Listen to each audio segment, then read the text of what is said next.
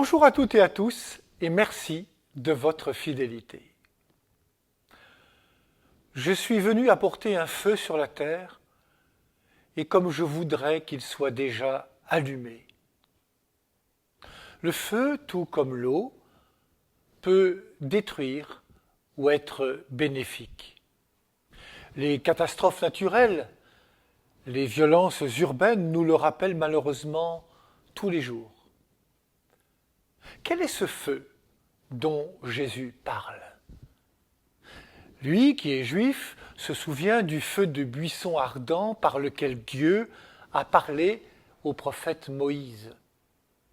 Il se souvient du feu d'orage qui accompagnait la réception de la loi des 10 paroles sur la montagne du Sinaï.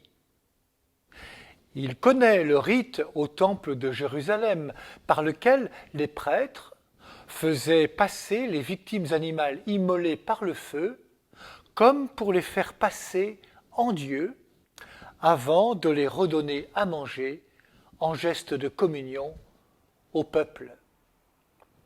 Le feu signifie aussi le jugement de Dieu qui consume le mal et purifie la vie.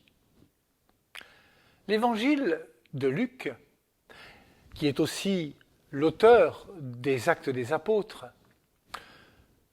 nous parle du feu, et pour lui le feu c'est le feu de la Pentecôte, le feu de l'Esprit Saint. En cette fête de Jean-Paul II, voici ce qu'il disait lors de l'Angélus sur la place Saint-Pierre en 2019. Ces paroles de Jésus ont pour but d'aider les disciples à abandonner toute attitude de paresse, d'empathie, d'indifférence et de fermeture pour accueillir le feu de l'amour de Dieu. Cet amour qui, comme le rappelle saint Paul, a été répandu dans nos cœurs par l'Esprit Saint qui nous a été donné.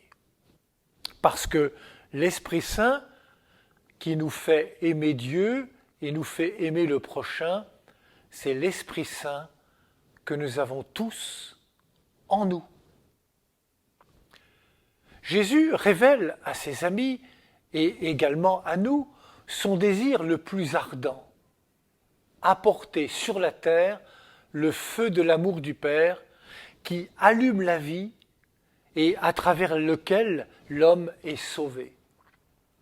Jésus nous appelle à répandre dans le monde ce feu grâce auquel nous serons reconnus comme ses véritables disciples.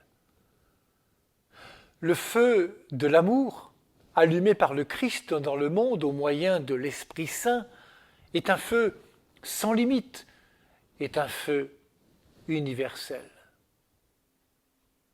Mes amis, dans un monde qui gèle sous le givre de l'individualisme ou du non-sens, l'Église a besoin de fidèles au cœur de feu.